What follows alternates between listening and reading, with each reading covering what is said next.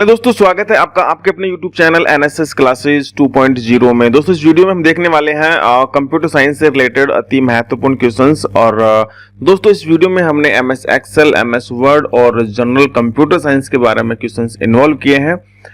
ये क्वेश्चन आने वाली जो वीडियो की मेंस एग्जाम है उसके लिए अति महत्वपूर्ण है। तो चलिए वीडियो को शुरू करते हैं। पहला क्वेश्चन है, इंटरनेट के पद में HTTP का सही विस्तृत रूप है, यानी कि जो HTTP है इसका सही फुल फॉर्म क्या होता है। देखिए चार ऑप्शन आपके सामने हैं। Option A higher tax transfer protocol, option B higher transfer tax protocol, option C hybrid tax transfer protocol और ऑप्शन डी है हाइपर टैक्स ट्रांसफर प्रोटोकॉल। तो इस क्वेश्चन के लिए राइट आंसर होगा ऑप्शन डी, यानी कि जो HTTP है उसका फुल फॉर्म होता है हाइपर टैक्स ट्रांसफर प्रोटोकॉल। ठीक है, जो HTTP है इसका फुल फॉर्म जो होता है वो होता है हाइपर टैक्स ट्रांसफर प्रोटोकॉल। ये आपको याद रखना है। ठीक है, HTTP का फुल फॉर्म। अगला क्वेश्चन देखिए, 1 गीगाबाइट में कितने बाइट के बराबर होता है, यानी कि 1 GB जो होता है वो कितने बाइट के बराबर होता है। देखिए चार ऑप्शन। ऑप्शन ए 1024 किलोबाइट, 1024 मेगाबाइट, 1024 GB और 1024 TB। तो इस क्वेश्चन के लिए राइट आंसर होगा ऑप्शन बी, यानी कि 1 GB जो होता है वो 1024 MB के बराबर होता है। यहाँ पे मेगाबाइट यानी कि यहाँ पे बाइट लिखा हुआ है, तो कहने का मतलब है कि 1 GB जो होता है वो 1024 MB के बराबर होता है। ठीक है, अगला क्वेश्चन देखिए, मल्टी प्रोसेसिंग होती है, यानी कि मल्टी प्रोसेसिंग जो होती है वो क्या होती है। देखिए चार ऑप्शन। ऑप्शन ए एक प्रोसेसर के द्वारा, ऑप्शन बी एक से अधिक प्रोसेसर के द्वारा और एक ऑप्शन सी है बिना किसी प्रोसेसर के और ऑप्शन डी है इनमें से कोई नहीं। यानी कि जो मल्टी प्रोसेसिंग होती है वो किसके माध्यम से होती है, तो यहाँ पे सही आंसर होगा ऑप्शन बी, यानी कि एक से अधिक प्रोसेसर के माध्यम से मल्टी प्रोसेसिंग होती है। ठीक है, जो मल्टी प्रोसेसिंग होती है उसके लिए एक से अधिक प्रोसेसर की आवश्यकता होती है। अगला क्वेश्चन देखिए, कंप्यूटर के सेंट्रल प्रोसेसिंग यूनिट का फंक्शन है, यानी कि जो CPU है उसका फंक्शन क्या है, उसका काम क्या है। देखिए चार ऑप्शन। ऑप्शन ए डेटा डिलीट करता है, ऑप्शन बी इनवॉइस बनाता है, ऑप्शन सी गणनाएं और प्रोसेसिंग करता है और ऑप्शन डी इनमें से कोई नहीं। तो इस क्वेश्चन के लिए राइट आंसर होगा ऑप्शन सी, यानी कि जो CPU है, जो सेंट्रल प्रोसेसिंग यूनिट है वो गणनाएं और प्रोसेसिंग करता है। ठीक है, तो कहने का मतलब है जो कंप्यूटर होता है, कंप्यूटर का मस्तिष्क भी इसे कहते हैं, CPU को सेंट्रल प्रोसेसिंग यूनिट का फंक्शन होता है गणनाएं और प्रोसेसिंग करना। अगला क्वेश्चन देखिए, कंप्यूटर निम्नलिखित में से कौन सा कार्य नहीं करता। देखिए चार option. Option A processing, option B understanding, option C imputing, option D outputting. तो इस क्वेश्चन के लिए राइट आंसर होगा ऑप्शन बी, यानी कि जो कंप्यूटर है वो अंडरस्टैंडिंग नहीं करता, ये प्रोसेसिंग भी करता है, इंप्यूटिंग भी करता है और आउटपुटिंग भी करता है, लेकिन अंडरस्टैंडिंग नहीं करता है। अगला क्वेश्चन देखिए, EDP क्या है, यानी कि EDP जो है इसका फुल फॉर्म क्या होगा। देखिए चार option. Option A electronic data power, option B electronic data personal, option C electronic data part और ऑप्शन डी है इलेक्ट्रॉनिक डेटा प्रोसेसिंग। तो इस क्वेश्चन के लिए राइट आंसर होगा ऑप्शन डी, यानी कि EDP का फुल फॉर्म होगा इलेक्ट्रॉनिक डेटा प्रोसेसिंग, इसका फुल फॉर्म होने वाला है। ठीक है, EDP जो है इसका फुल फॉर्म होगा इलेक्ट्रॉनिक डेटा प्रोसेसिंग।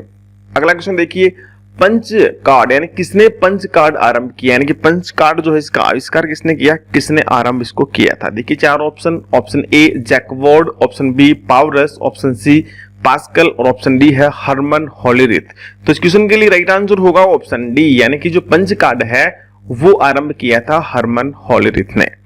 अगला क्वेश्चन है, क्राई क्या है। अति महत्वपूर्ण क्वेश्चन है, क्राई क्या है। देखिए चार ऑप्शन। माइक्रो कंप्यूटर है, option B mainframe computer है, ऑप्शन सी मिनी कंप्यूटर है और ऑप्शन डी सुपर कंप्यूटर है। तो इसके लिए राइट आंसर होगा ऑप्शन डी, यानी कि जो क्राई है वो एक सुपर कंप्यूटर है। ठीक है, क्राई इज सुपर कंप्यूटर। अगला क्वेश्चन है, मल्टी प्रोग्रामिंग का प्रयोग किस पीढ़ी के कंप्यूटर से शुरू हुआ था, यानी कि मल्टी प्रोग्रामिंग जो है वो कंप्यूटर की किस पीढ़ी से शुरू हुआ था। देखिए चार ऑप्शन। ऑप्शन ए प्रथम पीढ़ी, ऑप्शन बी द्वितीय पीढ़ी, ऑप्शन सी तृतीय पीढ़ी, ऑप्शन डी चतुर्थ पीढ़ी। तो इस क्वेश्चन के लिए राइट आंसर होगा ऑप्शन सी, यानी कि जो मल्टी प्रोग्रामिंग है वो शुरू हुई थी तृतीय पीढ़ी के द्वारा। ठीक है, अगला क्वेश्चन है, गणना संयंत्र अबेकस का आविष्कार किस देश में हुआ, यानी कि अबाकस जो है इसका किस देश में हुआ। देखिए चार ऑप्शन। ऑप्शन ए भारत में, ऑप्शन बी अमेरिका में, ऑप्शन सी चीन में और ऑप्शन डी है यूनान में। तो इस क्वेश्चन के लिए राइट आंसर होगा ऑप्शन सी, यानी कि चीन में जो गणना संयंत्र है अबाकस, इसका आविष्कार जो है चीन देश ने किया था। अगला क्वेश्चन है एमएस एक्सेल में हर खालिस्तान का अपना अपना एड्रेस होता है। यहाँ पे खालिस्तान में क्या आना है, देखिए चार option. Option A menu bar, option B sheet, option C cell, option D function. तो यहाँ पे आप एक बार इसको दोबारा पढ़िए कि एमएस एक्सेल में हर सेल का, तो इसके लिए राइट आंसर होगा सी, यानी कि option C is right answer. तो एमएस एक्सेल में हर सेल का अपना अपना एड्रेस होता है। तो यहाँ पे सेल का अपना अपना एड्रेस होता है। तो एमएस एक्सेल में हर सेल जो होती है उसका अपना अपना एड्रेस होता है। अगला क्वेश्चन है एमएस एक्सेल का सही फॉर्मूला चुने। देखिए चार option, option A, option B, option C और ऑप्शन डी दे रखा है। तो आपको ध्यान होना चाहिए कि जब भी एमएस एक्सेल में अपन फॉर्मूला एंटर करते हैं तो इसके लिए सबसे पहले अपन जब फॉर्मूला लिखते हैं तो सबसे पहले अपन बराबर का चिन्ह लगाते हैं। तो बराबर का चिन्ह ही से हम एमएस एक्सेल का जो फॉर्मूला है वो स्टार्ट करते हैं। तो इन चार ऑप्शन में आपको दिख रहा है कि बराबर का चिन्ह जो है ऑप्शन बी में ही है। तो option B is right answer. तो कहने का मतलब है कि यहाँ पे जो ऑप्शन बी है वो एमएस एक्सेल का सही फॉर्मूला है। ठीक है, option B is right answer. अगला क्वेश्चन है एक्सेल में प्रिंट प्रीव्यू देखने की शॉर्ट की क्या है। एक्सेल में प्रिंट प्रीव्यू देखने की शॉर्ट की क्या है। प्रिंट प्रीव्यू क्या होता है कि अपन प्रिंट करने से पहले उसका व्यू देख लें कि ये कैसा प्रिंट होने वाला है। तो इसकी शॉर्ट की क्या है, देखिए चार option. Option A control plus F5, option B control F3, control plus F10 और ऑप्शन डी है कंट्रोल F2। तो इस क्वेश्चन के लिए राइट आंसर होगा ऑप्शन डी, यानी कि एक्सेल में प्रिंट प्रीव्यू देखने के लिए कंट्रोल प्लस F2 का यूज किया जाता है। अगला क्वेश्चन है एमएस एक्सेल की एक सीट में कितनी रो और कॉलम होती है। अति महत्वपूर्ण क्वेश्चन है। देखिए ऑप्शन ए 65,536 रो और 256 कॉलम, ऑप्शन बी 65,500 रो और 250 कॉलम, ऑप्शन सी 78,965 रो और 258 कॉलम और ऑप्शन डी है 60,254 रो और 260 कॉलम। तो इस क्वेश्चन के लिए राइट आंसर होगा ऑप्शन ए, यानी कि एमएस एक्सेल में एक सीट जो होती है उसमें 65,536 रो होती है और उसमें 256 कॉलम होते हैं। ये आपको ध्यान रखना है, बहुत ही महत्वपूर्ण क्वेश्चन है। अगला क्वेश्चन है एमएस एक्सेल में A1 B1 एक है, यानी क्या है ये। देखिए चार option, cell address, option B formula, option C function, option D formatting. तो इस क्वेश्चन के लिए राइट आंसर होगा ऑप्शन ए, यानी कि जो ये A1 है B1 है ये सेल का एड्रेस होता है। ठीक है, अगला क्वेश्चन है यूएसबी का पूरा नाम क्या है। यूएसबी का पूरा नाम क्या है, महत्वपूर्ण क्वेश्चन है। देखिए चार option, option A universal serial bus, option B universal support bus, option C है universal support business, option D है यूनिवर्सल सेटिंग बस। तो इस क्वेश्चन के लिए राइट आंसर होगा ऑप्शन ए, यानी कि यूनिवर्सल सीरियल बस जो है वो यूएसबी का पूरा नाम है, इसकी फुल फॉर्म है। अगला क्वेश्चन है टेक्स्ट फॉर्मेटिंग क्या है। टेक्स्ट फॉर्मेटिंग क्या होती है। देखिए चार ऑप्शन, ऑप्शन ए शब्द में कलर देना और शब्द को अंडरलाइन करना, ऑप्शन बी शब्द के फॉन्ट बदलना और ऑप्शन सी है शब्द को बोल्ड और इटैलिक करना और ऑप्शन डी है उपरोक्त सभी। तो इस क्वेश्चन के लिए राइट आंसर होगा ऑप्शन डी, यानी कि उपरोक्त सभी जो है सभी सही है। तो कहने का मतलब है टेक्स्ट फॉर्मेटिंग के लिए उसको कलर करना पड़ता है, उसको अंडरलाइन करना पड़ता है, फॉन्ट बदलना पड़ता है, इसको बोल्ड भी करना पड़ता है और उसको इटैलिक भी करना पड़ता है। तो उपरोक्त सभी इज राइट आंसर। अगला क्वेश्चन है एमएस वर्ड में स्पेलिंग चेक करने के लिए किस ऑप्शन का उपयोग किया जाता है। देखिए चार option, option A format, option B spell check, option C A और बी दोनों, ऑप्शन डी है इनमें से कोई नहीं। तो इसका राइट आंसर होगा option B, spell check option जो है वो स्पेलिंग चेक करने के लिए यूज किया जाता है एमएस वर्ड में।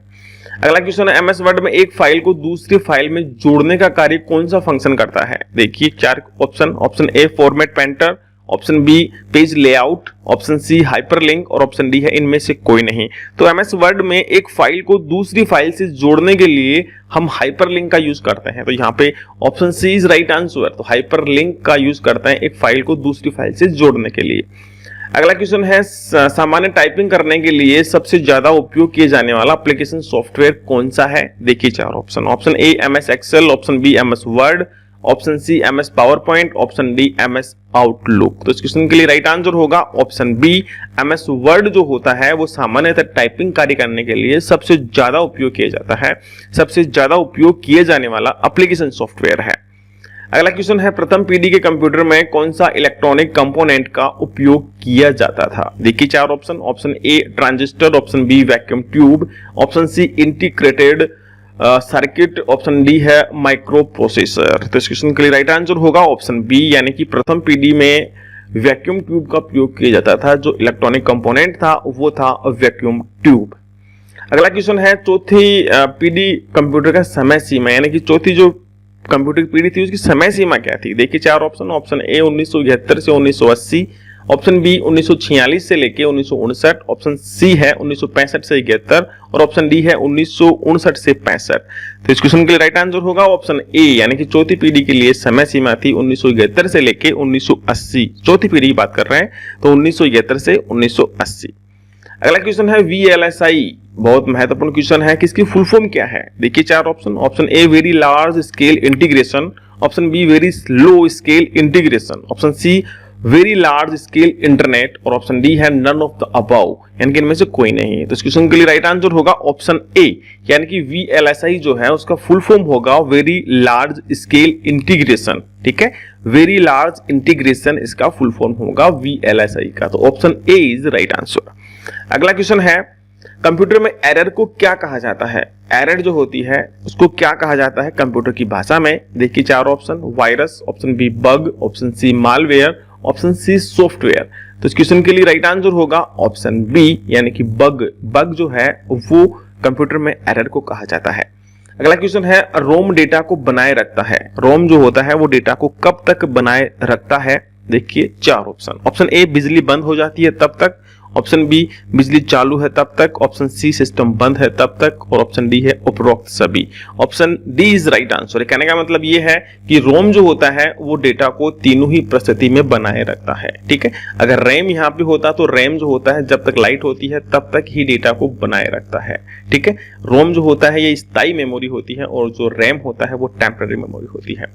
ठीक है, तो दोस्तों ये थे कंप्यूटर से रिलेटेड MS एक्सेल और MS वर्ड और इसके अलावा जो बेसिक कंप्यूटर है उससे रिलेटेड महत्वपूर्ण क्वेश्चंस।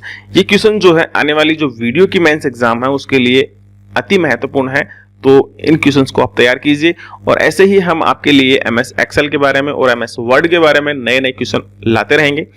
तो चलिए मिलते हैं आपसे एक नई वीडियो में एक नए क्वेश्चंस के साथ। तब तक के लिए जय हिंद, जय भारत।